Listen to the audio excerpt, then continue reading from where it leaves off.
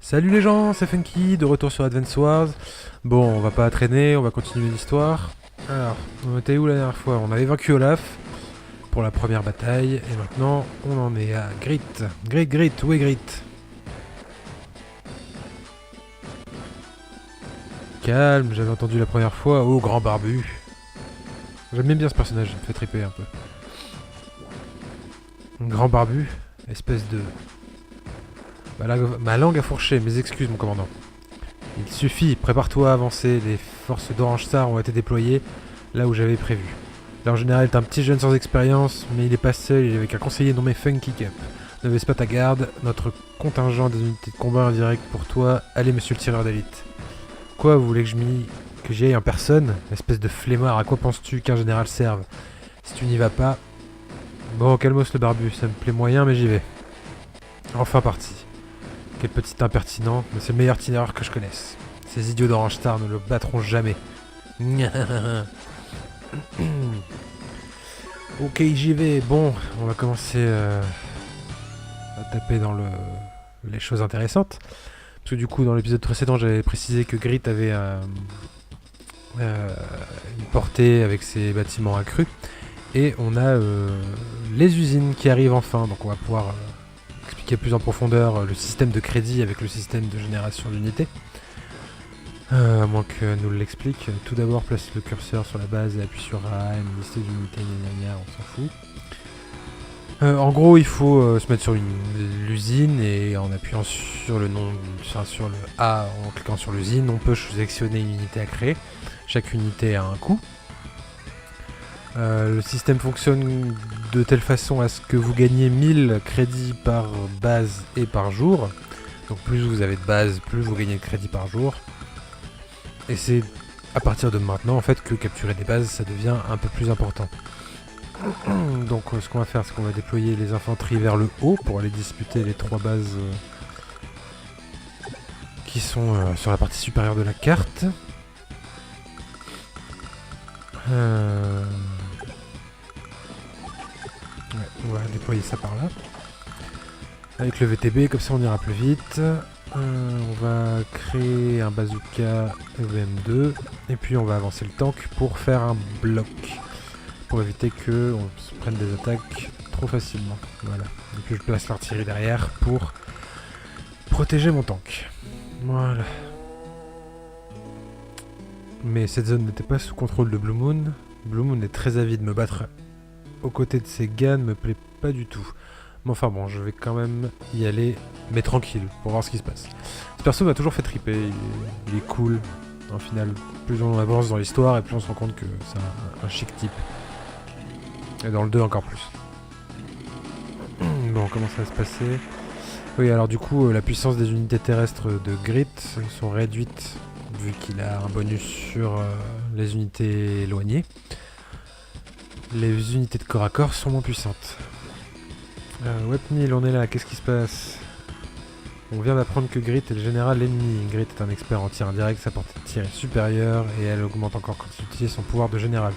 Surveille bien la portée de ses tirs. Compris? Oui, tu connais un petit peu bien, nous étions amis. C'est que des choses tout ça. Bon, allez, on va continuer à avancer là-haut. On va prendre celle-là, comme ça on pourra réparer nos unités qui prendront trop cher, par exemple le tank. On va continuer à avancer, puis on va sortir un bazooka et un tank. Et puis on va lui détruire son tank. Voilà.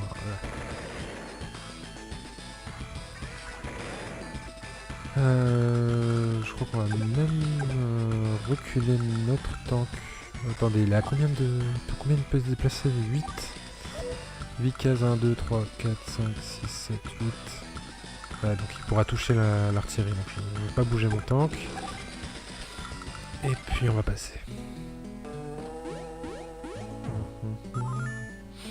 Bon, après les premières missions expliquent les bases, hein, c'est pour ça que c'est un peu bateau. Hein. J'utilise mon pouvoir et j'ai des attaques loin. Voilà, c'est vraiment pour montrer les bases du jeu, pour qu'on puisse comprendre toutes les ficelles, parce qu'au final les dernières missions après demandent quand même un minimum de jugeote. Au moins pour les 2 dernières.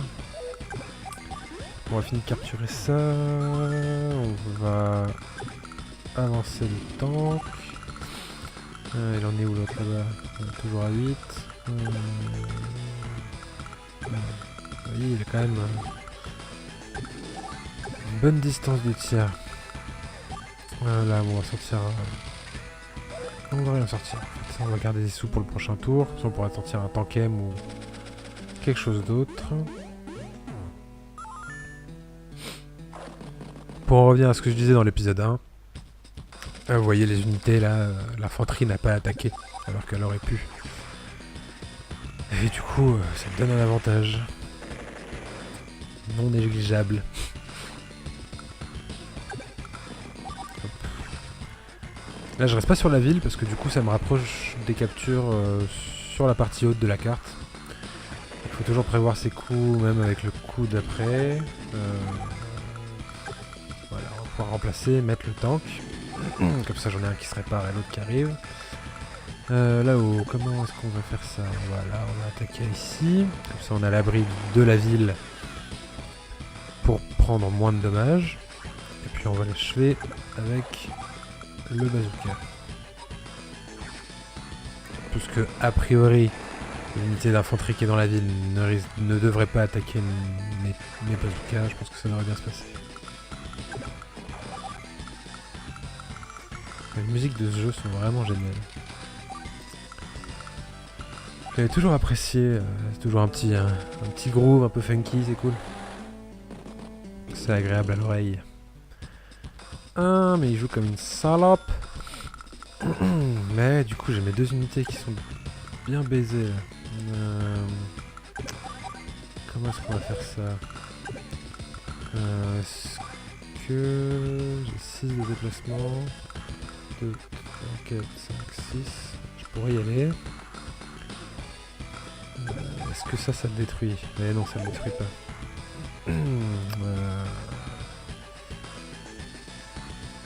Réfléchissons. Bon, on va s'occuper de là-haut. On verra après le reste. On va s'occuper de l'unité qui est pas dans la ville. Bon, comme ça, on n'a pas de protection. Et elle ne se fera pas soigner. Allez, salut. Ensuite, je pense que l'infanterie là, je vais la laisser là. On va avancer l'autre.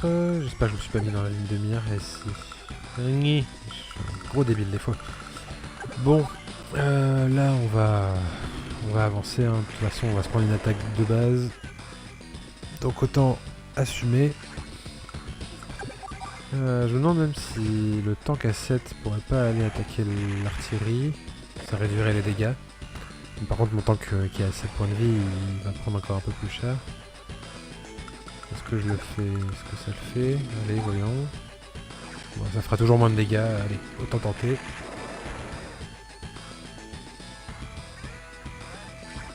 Et puis on va rapprocher notre bon gros tank M des familles.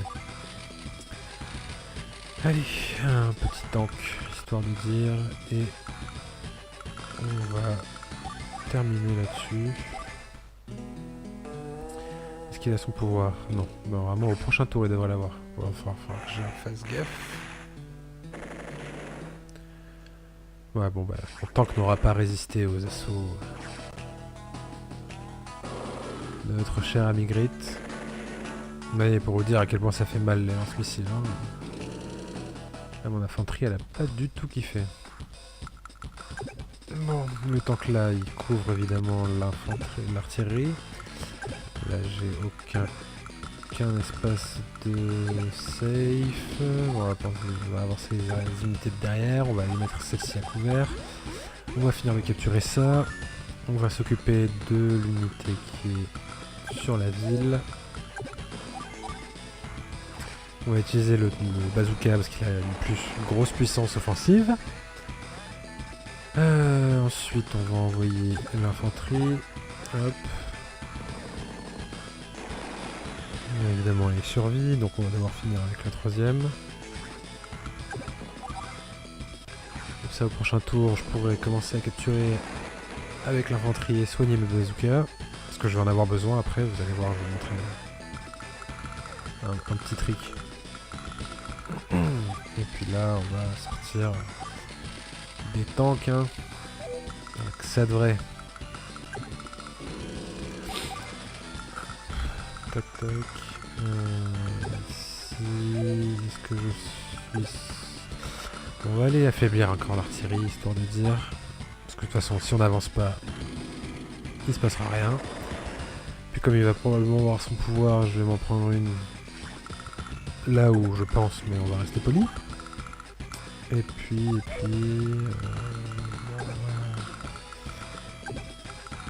Ouais, évidemment. Mais du coup, ouais, si j'avance l'artillerie, je peux avancer d'une case, mais si je l'avance plus, je me prendrai des dégâts. Et il a pas eu son pouvoir, donc ce sera probablement pour le prochain tour, mais regardez. Mon tankem, il devrait prendre tarif. Non, je sais pas. Est-ce que son lance-missile va pouvoir l'attaquer ou pas? Je crois pas, normalement il est pas dans sa ligne de mire. Non, c'est bien passé. Là, par contre le tank risque de prendre un peu de dégâts, mais au pire... Comment est-ce que je vais m'arranger pour faire ça? De combien il augmente la portée, son pouvoir? Puissance de feu des unités de distance, évidemment, il précise pas. Compter sur lui, après les autres infos sont pas très intéressantes. Mais ils ne disent pas de combien sa portée augmente. Dans le 2, dans l'épisode 2, il le précise, comme ça nous permet de prévoir un peu ce qui va nous arriver dans la tronche, mais là non. Après je pense que c'est un petit peu voulu, hein, c'est le jeu qui est comme ça. Pour garder un peu de mystère, mais je crois que ça doit être de 2. Ça doit être de 2 cases, ce qui est quand même assez conséquent. Donc on va continuer à affaiblir son artillerie pour éviter de prendre trop de dégâts. Tac tac.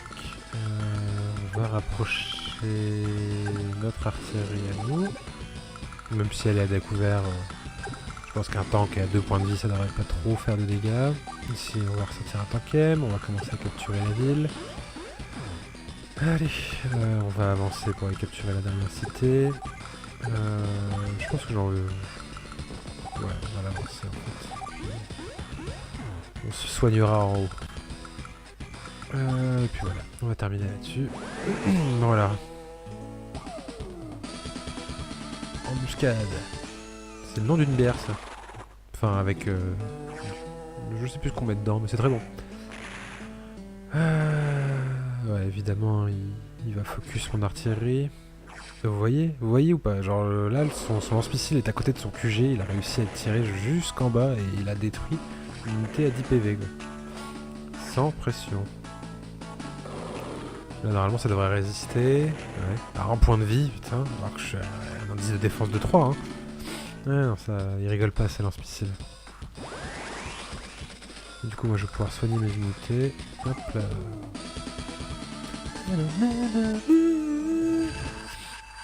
Je suis un piètre chanteur. On va capturer là-haut, on va préparer l'embuscade. Hop, vous allez voir que mine de rien.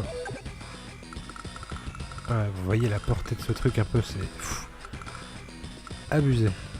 Bon, si je compte c'était à 3, donc c'est à moins 2, voilà. Si je pourrais me mettre là, je ne prendrai pas de dégâts. Puis ici, on va s'occuper de réparer un peu nos unités. On va rapprocher le VTB qu'on va mettre à 3 de distance parce que je vais sortir une infanterie pour pouvoir la mettre directement, comme ça on gagnera du temps et du déplacement. On va s'avancer, on va s'occuper de l'artillerie qui est restée en plan. Je vais ramener une infanterie pour pouvoir capturer une ville et réparer un peu mes tanks et les unités. Et puis là, hein, on connaît le tank. Tant qu'à faire. Je la referai plus celle-là. Je la garderai pour moi la prochaine fois. Voilà. Évidemment, il va laisser son tank à réparer. Ah oui, mais du coup, j'avais pas expliqué ça, mais les réparations coûtent aussi de l'argent. Hein. À chaque fois que vous redonnez des points de vie à votre unité, cela vous coûte des crédits. Donc c'est des trucs aussi à prendre en compte. Parce que ça coûte cher pour certaines unités. Hein. Par exemple, un tankem, c'est quand même assez coûteux de réparer ce genre d'unité. Donc, des fois, il vaut mieux en fait détruire notre unité en l'envoyant au casse-pipe plutôt que de la réparer. Si vous voulez créer de nouvelles unités à 10 qui seront directement positionnées sur une case à 3 de défense, ce sera d'autant plus agréable.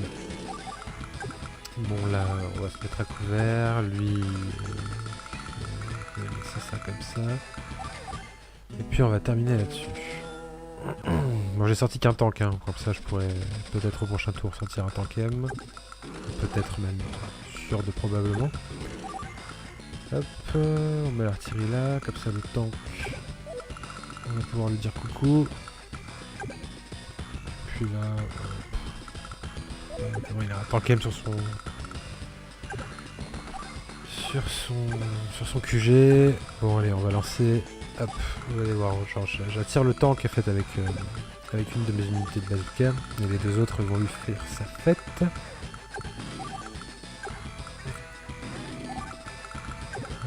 On va avancer les tanks, on va regrouper un peu toutes nos unités, comme ça on va faire un seul assaut, un peu à l'allemande en 49.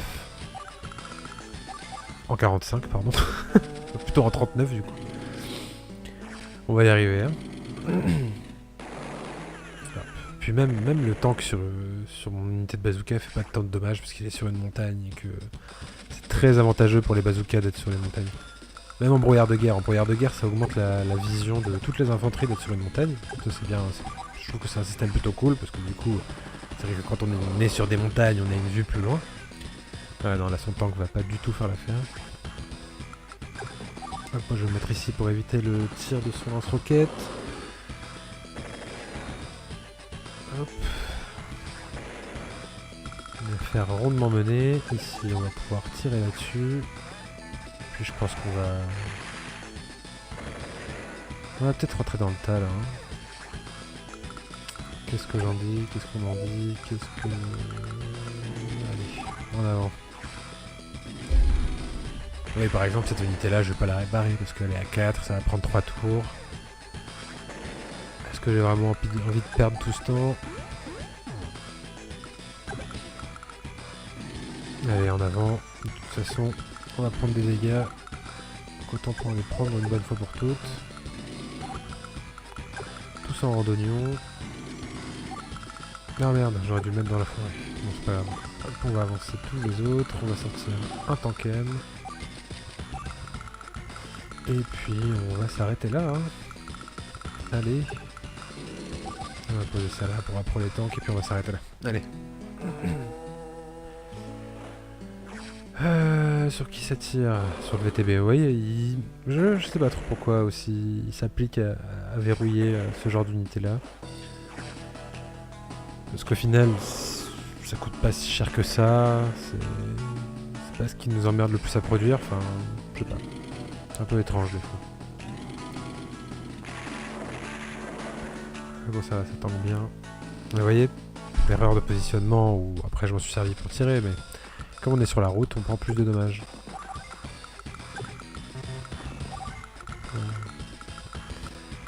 Bon allez, on va régler cette histoire. Évidemment, je suis trop loin avec l'artillerie. On va s'occuper du tankem, parce qu'au finalité, c'est un peu le principal problème, parce que mes tanks pourront aller se mettre à l'abri des tirs. Seulement 40 de dommages. Oh, putain. Je suis choqué là. Je pensais faire plus de dégâts que ça. Est-ce que mes tanks vont pouvoir... Déjà on va entamer celui-là. Comme ça, au prochain tour, on achève ça.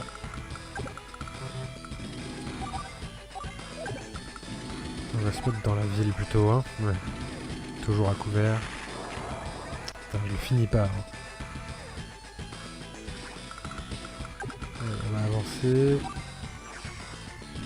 Voilà, du coup je vais le finir. Et puis voilà, hein, après, on va finir de capturer ça, on va avancer les renforts, bien que je pense pas qu'il y en ait vraiment besoin. Hop, on va sortir un tank. Et puis on termine. Ah, il y a peut-être que son... Je pense que si la 8 va peut-être piquer là. Ah non, il va se regrouper, bon. Eh ben c'était un choix peu judicieux. Allez, on va finir ça. Hello, motherfucker.